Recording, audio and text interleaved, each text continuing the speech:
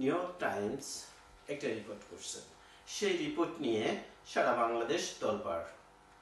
New York Times তুলে ধরছে দেশের ফুটবল নিয়ে, নারী ফুটবল নিয়ে, যারা তাদের যে কয়েকটা ম্যাচ ছিল সেখানে খেলতে পারেনি।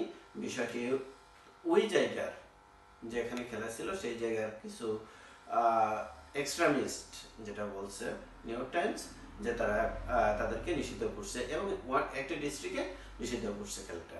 তাছাড়াও তারা তুলে ধরছে যে এই জুলাই আন্দোলনের সময় মেয়েরা ফ্রন্টলাইনে ছিল, তারা তাদের আকাঙ্ক্ষা মতো যে সরকার গঠন হয়নি বা তাদের আকাঙ্ক্ষা মতো কাজ হয়নি।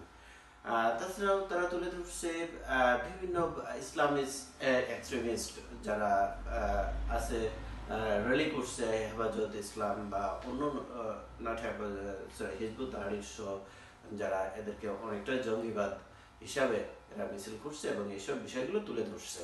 অর্থাৎ তুলে ধরছে মবের বিষয়ে, হিন্দুদের উপরে অ্যাটাক সহ বিভিন্ন বিষয়গুলো তুলে ধরছে। এখন মধ্যে কথা হচ্ছে যে তারা যে কথা যাই তুলে ধরুক না কেন, একটা লম্বা হিস্ট্রি এবং সবকিছু সত্য। এর ভিতরে আমি পুরাটা একেবারে ইংলিশ ফরম্যাটে, যেটা নিউ ইয়র্ক টাইমসের পেজে যে দেখেছি, একটা ওয়ার্ডও আমি মিথ্যে দেখিনি। এখন সরকার যেভাবে ডিফেন্ড করুক না কেন, বিভিন্ন নিউজ বা মিডিয়ায় বলছে যে এর অধিকাংশই ফেক, বাট আমি একটা ওয়ার্ডও ফেক দেখিনি। যেমন নিউজ 71-এ দেখলাম, 71 টেলিভিশনে দেখলাম যে বলছে যে এটা ফেক, ওইটা ফেক, সেইটা ফেক দিয়ে সরকারকে তুষ্টি করার জন্য কিছু নিউজ করছে এবং সরকারও এই বিষয়ে কথা বলছে, বা প্রেস সচিব শফিকুল আলম বলছে, তিনি বলছে যে ওয়ান সাইড নিউজ করছে, বা এক একজন এক একভাবে এই বিষয়টাকে তুলে ধরার চেষ্টা করছে। বাট নিউ ইয়র্ক টাইমস তার লম্বা আর্টিকেলে যা যা বলছে 100% সত্য বলছে। আমি কোথাও মিথ্যে, একটা বিন্দু মিথ্যে খুঁজে পাইনি। এখন কথা হচ্ছে তারা যে বিষয়গুলো তুলে ধরছে, এই বিষয়ে বাংলাদেশের উপরে কি ইম্প্যাক্ট করতে পারে। নিউ ইয়র্ক টাইমস পৃথিবীর অন্যতম একটি শক্তিশালী মিডিয়া। তাদের পেজে, ফেসবুক পেজে আমি দেখলাম যে ফলোয়ার আছে 20 মিলিয়ন এবং তাদের পেজে লাইক দিয়েছে 18 মিলিয়ন পিপল। সুতরাং তাদের একটা নিউজ পৃথিবীব্যাপী ছড়িয়ে যায় এবং পুরা আমেরিকা তো আছেই।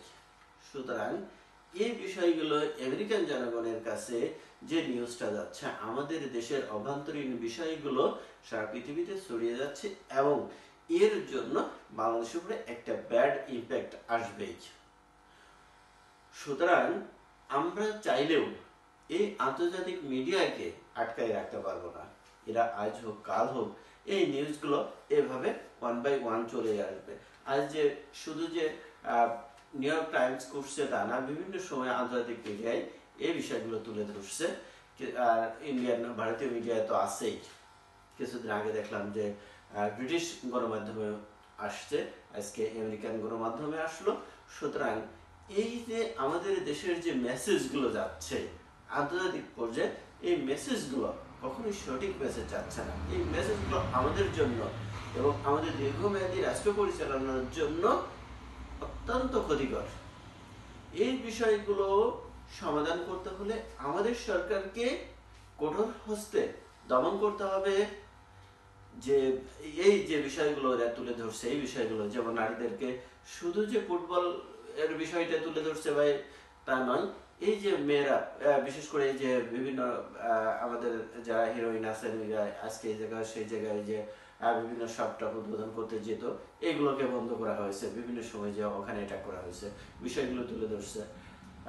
স্বাধীনভাবে মেয়েরা ঠিক মতো চলতে পারছে না। আরেকটা বিষয়, ইম্পর্টেন্ট বিষয় যেটা তুলে ধরছে, যে কিছুদিন আগে ঢাকা ইউনিভার্সিটির একটা মেয়েকে টিজ করার কারণে সেই ছেলেকে জেলে দিয়েছিল, তাকে প্রেশার দিয়ে মুক্ত করে তাকে ফুলের মালা দিয়ে বরণ করে নেওয়া হয়েছে। অর্থাৎ নিউ ইয়র্ক টাইমস এখানে তুলে ধরছে যে এই ব্যক্তিটি হ্যারাস করার পরেও, মেয়েদেরকে হ্যারাস করার পরেও, বোরকা পরে নেই বলে হ্যারাস করার কারণে তাকে পুলিশ অ্যারেস্ট করলে পুলিশকে ফোর্স করে তাকে মুক্ত করা হয় এবং তারপরে তাকে ফুলের মালা দেওয়া হয়। সুতরাং এই যে মেসেজগুলো চলে যাচ্ছে, অর্থাৎ এইসব ক্ষেত্রে আমাদেরকে অবশ্যই এই বিষয়গুলো আরো উন্নতি করতে হবে। না হলে আমাদের ফিউচার খুবই খারাপ আছে। সবাই ভালো থাকবেন, সুন্দর থাকবেন। আল্লাহ হাফেজ।